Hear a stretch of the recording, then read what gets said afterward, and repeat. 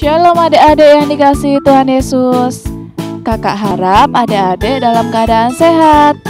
Sebentar lagi kita akan mulai ibadah sekolah minggu hari ini. Yuk kita mempersiapkan diri. Jangan lupa mandi dan gosok gigi ya, supaya wangi dan siap untuk memuji Tuhan. Selama beribadah, jangan sambil makan, minum, dan jangan sambil bermain ya. Jangan lupa siapkan Alkitab dan alat tulis. Selamat mengikuti ibadah minggu ini. Tema kita minggu ini adalah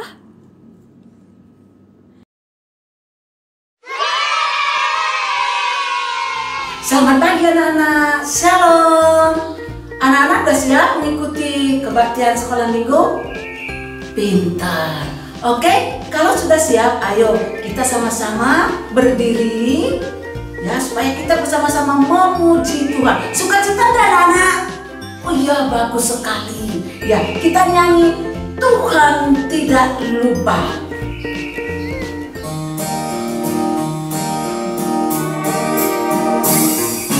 Tuhan tidak lupa bila orang berseru, Ia memberikan pertolongan yang perlu.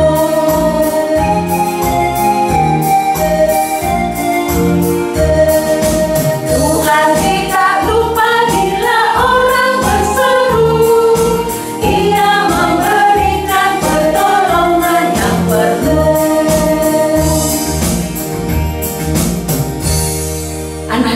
Anak-anak sekarang lebih rajin berdoa lagi ya. Oh ya, oh pintar. Anak-anak, tapi anak-anak itu nggak bisa hanya berdoa saja, tapi harus ada usaha, harus berusaha. Jadi anak-anak itu jangan berdoa, tapi nggak ada usahanya, itu sia-sia. Jadi anak-anak berdoa, kita juga harus berusaha supaya apa yang kita doakan didengarkan oleh Tuhan Yesus. Oke, kita bernyanyi lagi. Aku juga akan selalu berusaha.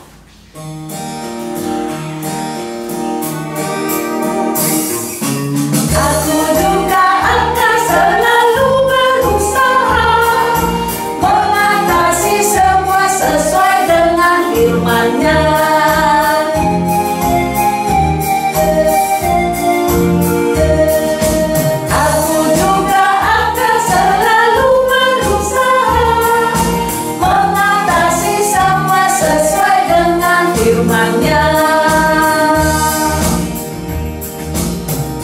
Mari kita berdoa.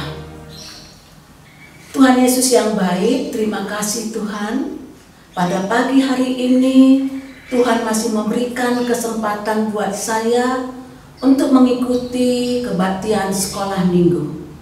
Oleh sebab itu Tuhan, tolong saya, berkati saya Bapa, agar benar-benar saya dapat mengikuti sekolah minggu dengan sungguh-sungguh. Tuhan Yesus, tolong berikan sukacita kepada saya. Dan berkati juga kesehatan anak-anak sekolah minggu. Berkati juga orang tua anak-anak sekolah minggu. Tuhan Yesus, kami serahkan kehidupan kami ke dalam tangan Tuhan Yesus. Tuhan, kebaktian sekolah minggu kami serahkan ke dalam tangan Tuhan. Inilah doa kami. Dalam nama Yesus, kami sudah berdoa dan mengucap syukur. Haleluya. Amin. Anak-anak pasti pernah mengalami kesulitan, ya kan? Nah, kalau anak-anak mengalami kesulitan, apa yang dilakukan? Ingat? Apa? Iya, berdoa. Nah, kalau kita berdoa, Tuhan pasti akan menolong kita. Tapi berdoanya kita harus dengan sungguh-sungguh, dengan percaya. Tapi jangan hanya berdoa, kita juga harus berusaha. Tuhan pasti menolong. Mari kita memuji Tuhan. Yesus mendengar setiap doa.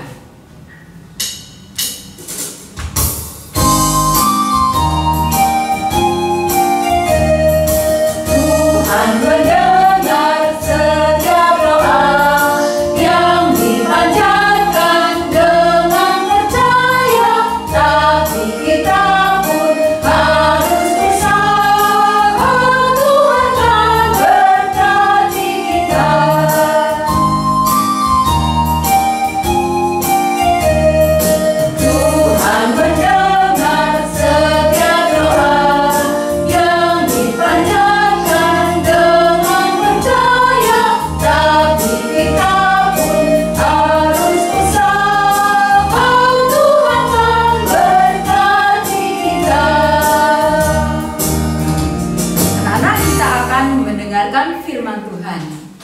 Mari anak-anak kita berdoa.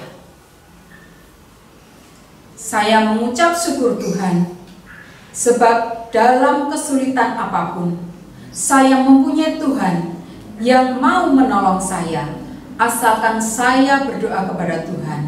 Dan saya berdoa dengan penuh percaya, Tuhan pasti mendengar doa saya. Tolong saya tidak hanya berdoa kepada Tuhan, tetapi saya mau berusaha. Terima kasih Tuhan, saya akan mendengarkan firman Tuhan. Tolong saya dapat mendengarkan firman Tuhan dengan baik, sehingga saya dapat melakukannya dalam kehidupan saya sehari-hari. Terima kasih Tuhan Yesus, dalam nama Tuhan Yesus saya berdoa. Amin. Selamat pagi adik-adik, bertemu lagi dengan Kak Tri di pagi hari yang indah ini ya. Adik-adik, sebelum mendengarkan cerita pada pagi hari ini, adik-adik boleh duduk dulu. Nah, yang punya tugas sekolah mencatat firman Tuhan, dipersiapkan dulu alat tulisnya. Alkitabnya boleh disiapkan juga. Nah, sebelum kita mendengarkan firman Tuhan, adik-adik buka telinga ya, sehingga apa yang didengar pada pagi hari ini boleh menjadi bekal untuk kita, kehidupan kita sehari-hari. Nah, adik-adik, Nabi Elisa bermula dari keluarga petani yang kaya, tetapi akhirnya dipilih Tuhan menjadi pengganti Elia. Elisa ditugaskan Tuhan untuk membawa bangsa Israel kembali kepada Tuhan. Nah, pekerjaan itu tidaklah mudah adik-adik, tetapi Elisa tidak putus asa. Dia selalu ada untuk orang-orang yang sangat membutuhkannya. Bahkan banyak mukjizat yang dilakukan Nabi Elisa. Nah, adik-adik, pernah suatu ketika Nabi Elisa diajak oleh anak-anak ketika saat itu Nabi Elisa datang ke Betel. Anak-anak itu mengejek, mengganggu sampai keluar kota. Mereka berteriak, "Hei kepala buta, sini kalau berani." Saat itu Elisa menoleh dan menegur baik-baik mereka. Tetapi anak-anak itu makin berani meledeknya, makin berani mengajaknya. Lalu tiba-tiba adik-adik, datanglah seekor beruang, dan beruang itu mencabik-cabik anak-anak itu. Tuhan Yesus tidak membiarkan hamba pilihannya itu diejek begitu saja adik-adik. Nah, suatu ketika Elisa sampai sebuah kota. Elisa diberitahu ada seorang janda, ibu janda yang sangat miskin. Ibu janda ini memiliki 2 anak adik-adik. Ibu ini harus mencari uang untuk anak-anaknya dan ibu ini tetap hidup. Bahkan adik-adik, semua yang di dalam rumahnya, perabotannya harus dijual buat makan sehari-hari. Dan juga adik-adik, ibu ini ternyata memiliki banyak hutang. Dan ibu ini tahu bahwa hutangnya itu tidak bisa dibayarkan karena tidak memiliki barang satu apapun dalam rumahnya. Keadaan ini makin sulit adik-adik. Ibu janda ini ketakutan. Jangan-jangan nanti bapak-bapak penagih hutang itu datang ke rumahku. Aduh, kalau datang aku harus membayar pakai apa? Nanti kedua anakku akan diambil dan dijadikan budak. Bagaimana ya ini adik-adik? Karena pada saat itu adik-adik, jika seseorang yang tidak bisa membayar hutangnya, para penagih itu boleh membawa anak mereka sebagai gantinya. Karena pada masa itu diperbolehkan adik-adik. Nah, mendengar kejadian itu adik-adik, salah satu dari istri nabi-nabi yang saat itu ada di bangsa Israel tahu. Dia berusaha mencari Elisa untuk mencari dan menemukan solusinya. Nah, melihat itu Elisa sangat terharu mendengarnya. Dan ibu itu berusaha meminta tolong kepada Elisa, dan Elisa berusaha menghampirinya dan berkata kepada ibu itu, apa yang dapat aku lakukan untukmu? Coba katakan apa yang kamu punya di rumah ini. Ibu itu berkata, hamba tidak memiliki apa-apa Tuhan. Semua dalam rumah ini sudah tidak ada Tuhan. Aku hanya mempunyai minyak sebotol kecil ini saja. Mendengar itu, Elisa sangat sedih. Kalau begitu, pergilah ke tetangga-tetanggamu, kumpulkan sebanyak mungkin botol bejana. Setelah itu, masuklah kamu dan kedua anakmu ini ke dalam rumah, lalu tutuplah pintu. Kemudian tuangkan minyak itu ke dalam semua botol bejana itu. Bila sudah penuh, angkatlah. Apa yang terjadi adik-adik? Ibu janda itu melakukan perintah Elisa, mengumpulkan semua botol-botol yang ada di tetangga-tetangga itu, lalu dibawanya ke dalam rumah. Dituangkannya minyak yang ada kecil itu ke dalam satu bejana. Wah, apa yang terjadi adik-adik? Ternyata botol kecil minyak itu bisa memenuhi bejana. Dan akhirnya ibu itu menyuruh anak-anaknya, ayo kumpulkan lagi. Dituangkannya satu persatu, hingga semuanya terpenuhi. Ibu berpikir, ada lagi nggak? Ada lagi. Jawab anaknya, tidak ada lagi Bu, tidak ada lagi bejana yang kosong. Lalu ibu janda itu menjumpai Elisa. Tuanku, apa yang harus aku lakukan sekarang? Sekarang jualah bejana itu yang terisi minyak-minyak itu, lalu kau jual, lalu kau bayar semua utangmu. Sisanya engkau bisa pakai untuk memenuhi kebutuhan ibu dan anak-anak itu. Nah, adik-adik, apa yang terjadi? Semua berkat Tuhan. Semua Tuhan sediakan kalau kita mau meminta kepada Tuhan. Tetapi kalau kita hanya meminta kepada Tuhan tanpa melakukan apapun, itu bagus tidak? Tentu tidak. Tuhan mau selain kita berusaha, tapi kita harus meminta kepada Tuhan.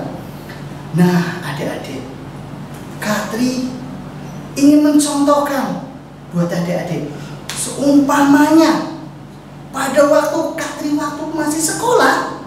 Nah, saat itu Katri mau ujian nih, mau ulangan ujian akhir sekolah, mau ulangan harian. Katri itu saat itu berdoa, Tuhan, bantu saya mengerjakan soal itu. Semoga apa yang aku kerjakan dapat nilai bagus.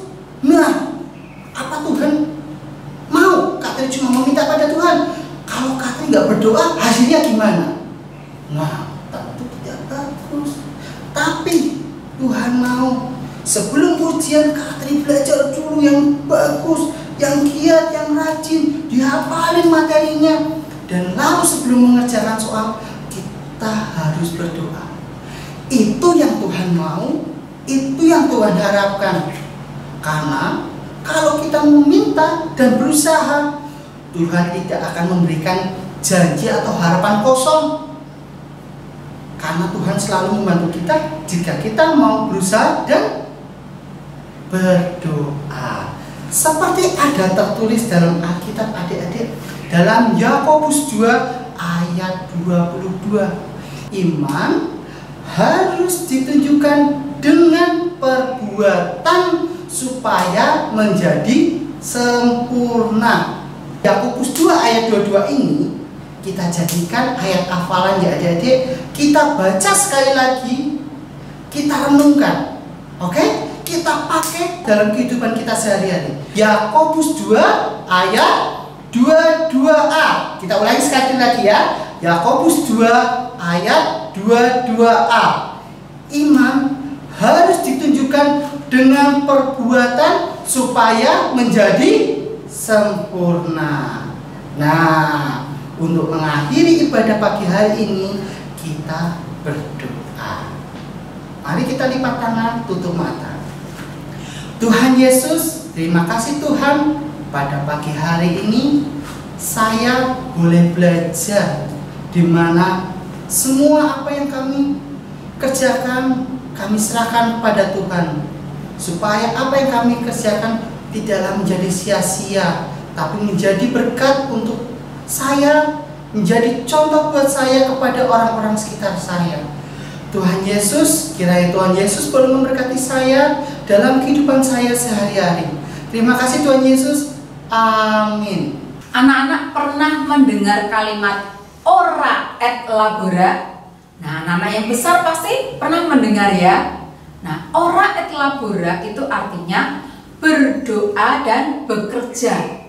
Kalau kita hanya berdoa tidak mau bekerja atau berusaha, sia-sia, tidak ada hasilnya. Begitu juga kalau kita bekerja mati-matian, kita berusaha terus tapi tidak mau berdoa, juga sia-sia, tidak ada hasilnya. Nah, mari anak-anak kita memuji Tuhan. Ora et labora.